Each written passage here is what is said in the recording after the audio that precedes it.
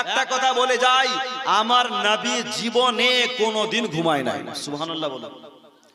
নবী যদি ঘুমিয়ে যায় তাহলে গোটা জগৎ ঘুমিয়ে যাবে। নবী তো ঘুমার জন্য এই পৃথিবীতে আসে না। নবী ঘুমায় নাই, নবীর চোখ বন্ধ, কিন্তু দিল সব সময় জেগে আছে। সুবহানাল্লাহ বলো। ও মুসলমান বাবাজি ভাই, জিবরিল আলাইহিস সালাম বিশ্ব নবীর পদতলে চুম্বন দিতে লাগলো। আল্লাহর নবী দো জাহানের বাদশা চোখ দুটো খুলে বললেন, জিবরাইল কি ব্যাপার আমার দরবারে? ইয়া রাসূলুল্লাহ, ইয়া হাবিবাল্লাহ, নবী গো আমার কি মাজাল যে আপনার দরবারে আসি। হুজুর আমি আসি নাই, আমাকে পাঠা হয়েছে, আল্লাহ আমাকে পাঠিয়েছে, না হলে আমার কি মাজাল যে আপনার দরবারে আসি। হুজুর আল্লাহ পাঠিয়েছে। কেন? তো বলছে আল্লাহ পাক আল্লাহ তাআলা আপনাকে লা মাকামে রেখেছে। হুজুর আল্লাহ আপনার দিদার করতে চায়। আল্লাহ পাক আল্লাহ তাআলা আপনাকে সপ্তম আকাশ সপ্তম জমিন দেখাতে চায়। হুজুর চলুন। বিশ্ব নবী দো জাহানের বাদশা উঠলো। আমার নবী জমজমের পানি দিয়ে আমার নবী মুস্তাফা ওযু করলো।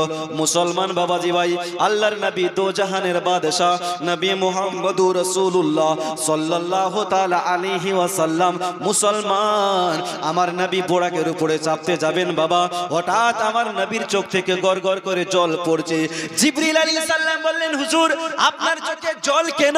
ইয়া রাসূলুল্লাহ আপনি কাঁদতে লাগলেন কেন? আজকে তো খুশির দিন, আনন্দের দিন, আজ হচ্ছেন আপনি মেরাজের দুলহা। হুজুর কাঁদছেন কেন? আল্লাহ আপনার জন্য জান্নাতি বোরাক পাঠিয়েছে। নবী বলছেন, জিবরাইল আমার কান্নার একটাই কারণ, আমি আমার উম্মতকে নিয়ে কাঁদি। সুবহানাল্লাহ বলো। আল্লাহ আমার জন্য জান্নাতি বোরাক পাঠিয়েছে। ভাই জিবরাইল আমার গুনাহগার উম্মতের কি হবে? আল্লাহ ডেকে বললেন, জিবরাইল আমার নবীর কানে কানে বলো, আজকে যেমন আমার হাবিবের জন্য জান্নাতি বোরাক পাঠিয়েছি, নবীর প্রত্যেকটি খাস উম্মতের জন্য জান্নাত থেকে একখানা করে বোরাক পাঠাবো। জোরে বলুন, আরো মহব্বতে বলুন।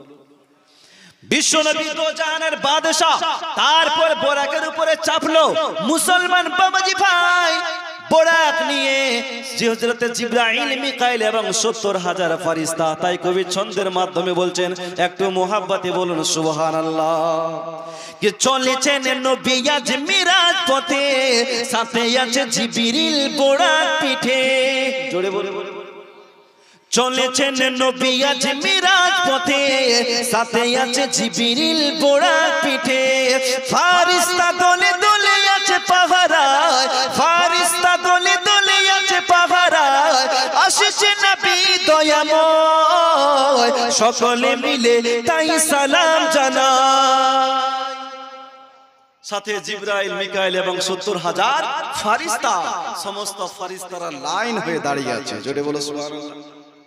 আরে দামি লোক আসলে আমরা রাস্তায় দাঁড়িয়ে থাকি না, দুই সাইডে ওয়েলকাম স্বাগতম করার জন্য থাকি না?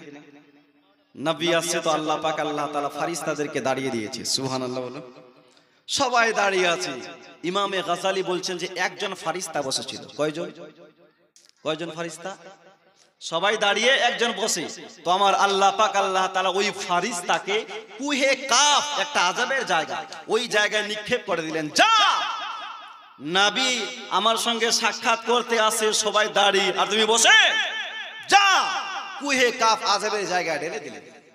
ও মুসলমান বাবাজি ভাই, ফেরেশতাদের সর্দার জিবরিল আলাইহিস সালাম আল্লাহর দরবারে আরজ করলেন, মাওলা এই ফেরেশতাকে কুহে কাফে কেন ডালা হলো, কেন নিক্ষেপ করা হলো? আল্লাহ পাক বললেন, জিবরাইল সে আমার নবীর আগমনে খুশি মানাই নাই, এই জন্য আমি আল্লাহ পাক আল্লাহ তাআলা তাকে কুহে কাফে নিক্ষেপ করে দিয়েছি।